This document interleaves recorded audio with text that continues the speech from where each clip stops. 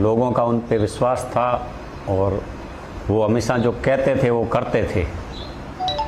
जो बात तय करते थे मुझे ये करना है, चाहे उसका इंतज़ाम कुछ भी आए। जो आदमी पहले रिजल्ट की चिंता करता है वो आगे कुछ नहीं कर पाता है। कभी कोई रिजल्ट की चिंता नहीं करता है वही आगे सब कुछ कर पाता है। मैं बिल्कुल, मेरी शादी के 1 साल बाद उनका देहांत हुआ 1992 में। 91 में मेरी शादी हुई। तो उस समय में उनकी बुजुर्ग अवस्था थी।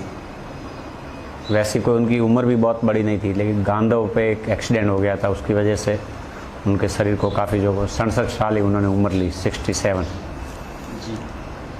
दादाजी की शादी कच्छ में विजपासर गांव सगत सिंह जी जाडेजा कायाणी जाडेजा परिवार के वहाँ हुई थी।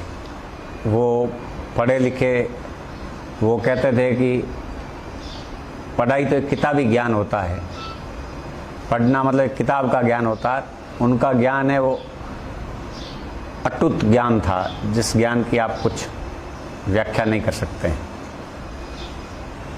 जागीरी थी 52 गांव की। हमारे बाखासर में नाडोला चौहान परिवार बलवंत सिंह जी से 11 पीढ़ी पहले जगत सिंह जी बाखासर पे आए, भुआतड़ा से।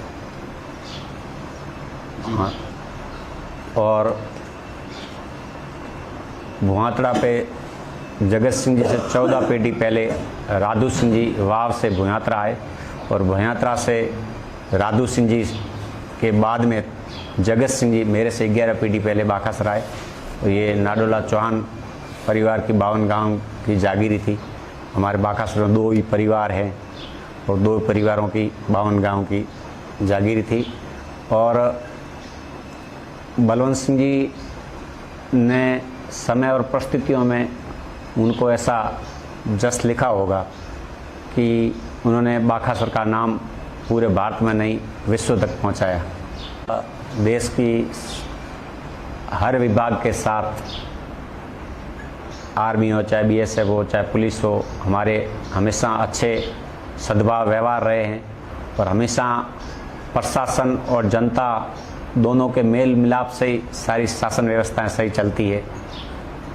और आर्मी के अंदर तो उनका विशेषकर आज भी कई ब्रिगेडियर जनरल हमें पूछते हैं, मिलते हैं, उनकी बातें पूछते हैं। उनका जब देहांत हुआ उससे पहले उनकी तबीयत खराब हुई तो हमें भी पता नहीं था। वो इसी कमरे के अंदर उस चारपाई पे थे और आर्मी के डॉक्टर ऑटोमेटिक 10 पैरों के आए, उनको संभालने के लिए आए। और जब हम वैंकुटी लेके दाह संस्कार के लिए वहाँ पहुँचे, जब इंडियन आर्मी 10 पैरों के अधिकारियों ने उनको गार्ड ऑफ ऑनर वहाँ के दिया। अब वो तो चीज़ें डिफरेंस जानती है क्या है, हमें उस चीज़ का इतना अनुभव नहीं है, हम तो उस समय बच्चे छोटे थे। हमने ये सुना है कि जैसे बांग्लादेश अलग हुआ उसके बाद में अपने रण क्षेत्र की दलदल व्यवस्था और देश की भौगोलिक स्थिति को देखते हुए वहाँ के सिंधी मुसलमान हैं वो आज भी वहाँ के पठान वगैरह उन लोगों से परेशान है। और सिंधी मुसलमान हमेशा सिंध अलग चाहते हैं और आज भी वो चाहते हैं कि हमारा सिंध आज़ाद हो, सिंध आज़ाद होना चाहिए। उसके तहत कोई योजना बनी होगी, उसमें जयपुर महाराजा भवानी सिंह जी के साथ उन्होंने सहयोग करके, उनको वहाँ की भौगोलिक स्थिति का पूरा ध्यान था तो उन्होंने सहयोग करते हुए सिंध को अलग करवाने के लिए 1971 में अपनी भारत की पूरी सेना 4 दिन के अंदर छाछरौ फतेह कर चुकी थी और अपने डिफेंस वहाँ पहुँच चुकी थी।